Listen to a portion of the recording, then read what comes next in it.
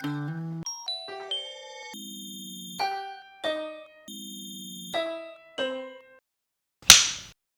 you recall the last lesbian film that you watched? The one, the blue... Blue is the warmest colour of that film? Probably like blue is the warmest color is pretty shit. I think it was Blue is the warmest colour. I know that sounds so cliche. I bet everyone's saying the same thing. I loved it. I thought it was amazing. The acting was incredible. The storyline, it seemed very authentic and real. It's going to sound really bad if I say this. No, go for it. I feel like, and I think I heard this with Blue is the warmest colour, they obviously had like one of the longest sex scenes ever, and I think people expect to see a lot of sex, but I feel like that's the general kind of reputation that lesbian films sort of have. So Joe sent us a YouTube clip from Go Fish. Oh, something to do with nails or something. That's right. Something to do with nails. Yeah. Federer and Oliver interview, take one. Like, we were very excited to see blue is the warmest colour. And it took me a few minutes and I started going, what the fuck is going on? What is this? This is not... And it was so... I felt so let down. I felt so let down. You sort of smell some kind of objectification of the act, especially anything sexual. But that's usually in the context of lots of stuff that doesn't feel right, just doesn't ring true. Yeah. Even though as actors you're supposed to be able to do everything, but I just think perhaps when it comes to things like sexuality and all that, I think there's an awkwardness, even if it's not spoken about, and they're going through the motions, but they're not feeling it. Yeah. I think that's the thing, yeah. And the representation of lesbians is very size 10, white, young. That sort of invalidates where we might be at. Yeah. It's not good enough, basically. There might be, like you say, there is representation. There's more representation than there was, but there's still not enough, and it's not diverse enough. Someone had said the words like lesbian on film or lesbian on TV. What is sort of like the first images or words that come to mind when you think of it? I think it's a typical image, it's the short hair and look like a man, but I think it will be changed. What do you mean by lesbian movie? I'll be honest, for me, I don't really inquire too much in the sexual orientation of the director. For me, it's, I just watch a film. Yeah, what is a lesbian film, actually? Yeah, what is a lesbian film? I mean, maybe a lesbian film is a film that depicts lesbians or is directed by a lesbian. No, for me it'll be Céline Sciamma because she's a very strong voice in France, so that's what I think of. The Hours, with the 3 different lesbian relationships in 3 different ages. I think that was the first time when I watched a film and I was like, oh, this is like a film of a love story, but with females in every character. And it wasn't as well, also, maybe in the early eras they were a bit like, because of course it was illegal. So that was but actually then in modern day, it's just a normal love story. What was that one called with the Rooney Mara? Thank you. Kate Blanchett, remember? Carol. That was pretty good. Carol. Yeah, that was good. I remember.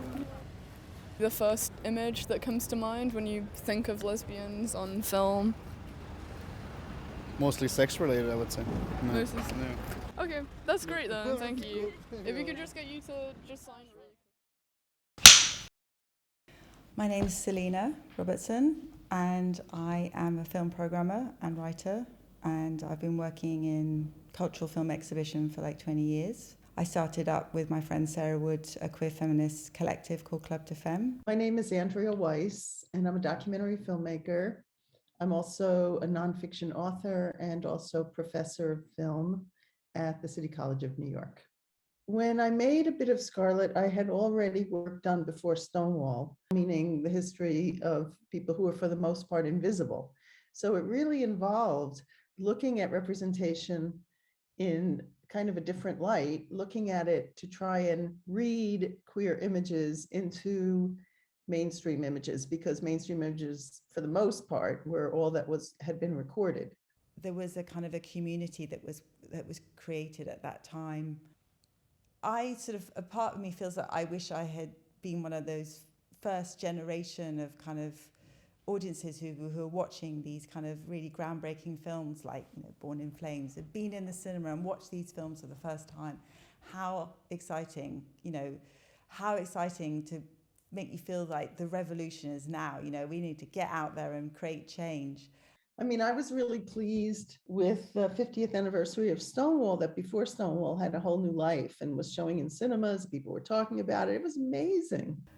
Well, it's very bizarre in all sorts of ways, but I just remember watching this thing on television, which was before Stonewall, and my younger brother, wanting to watch football. And he said to my mum, she won't let me watch football, she's watching something that's gay, So it was a whole big thing, and in the end I had to concede to him, even though I was really, but I had to let him watch it. But I just remember, I felt like I was represented in some way. And I think that's why that to me is quite a significant film for me, yeah. I think I watched The Watermelon Woman first.